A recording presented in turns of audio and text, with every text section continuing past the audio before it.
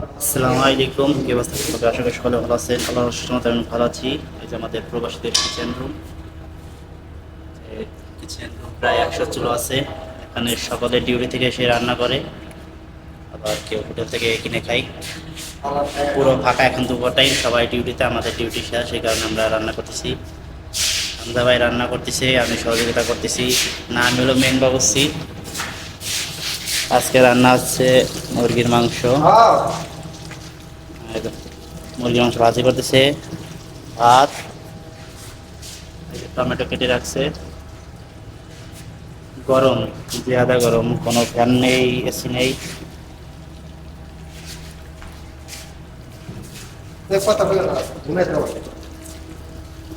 আমাদের kitchen room আমি পুরো দেখাই। এটা আমাদের প্রবাসীদের কিচেন রুম। এটা ক্যাম্প, যতগুলো ক্যাম্প দেখতেছেন প্রায় এখানে 280টা ঘর আছে। এক এক করে 4 জন করে থাকি।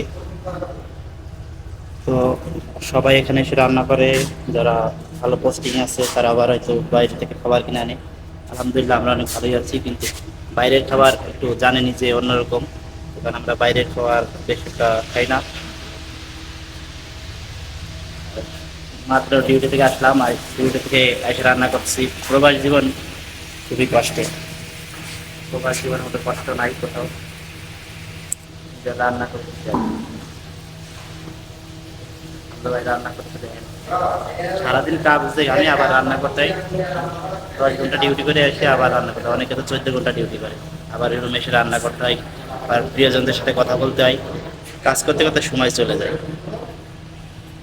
তো সবাই প্রবাসীতে তারপরেও বেইমান বলে যে এরা বিমান উঠে বেমানই গেছে। আসলে প্রবাসে টাকা ইনকাম করা এতটা সহজ না। 14 ঘন্টা ডিউটি, নিজে রান্না বান্না, নিজের জামা কাপড় ধোয়া, সব মিলে এবার রেস্ট 15 ঘন্টা 16 ঘন্টা লেগে যায়। এরপরে বাকি 4-5 ঘন্টা ঘুমান হয়।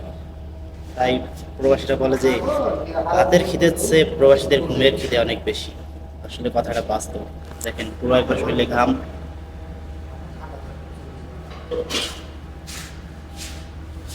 এখানে পাকিস্তানিরা রুটি বানাই, তা তা দেখতে পাচ্ছেন রুটি বানানোর। মানে পাকিস্তানিরা রুটি বানাই, যে এখানে রুটি বানায় পাকিস্তানিরা, আর তাওয়াতে গরম করে রুটি। এখানে গ্যাসের চুলা, ছোট ছোট গ্যাসের বোতল, বাংলাদেশের মতো অভাব নেই। সিরিয়াল ধরে গ্যাস, গ্যাস একটা পড়ে গেলে আর একটা আছে। সকলে ভালো থাকবেন, সুস্থ থাকবেন। প্রবাসীদের জন্য দোয়া করবেন এবং আমার জন্য দোয়া করবেন, যেন আল্লাহ সকল প্রবাসীদের সুস্থ রাখেন, ভালো রাখেন, এবং এই প্রবাসীর মাটিতে হেফাজত করেন। কারণ আল্লাহ ব্যতীত এই প্রবাসের মাটিতে একটা প্রবাসীর কেউই নেই। ভালো থাকবেন, সুস্থ থাকবেন, আমাদের জন্য দোয়া করবেন। আল্লাহ হাফেজ।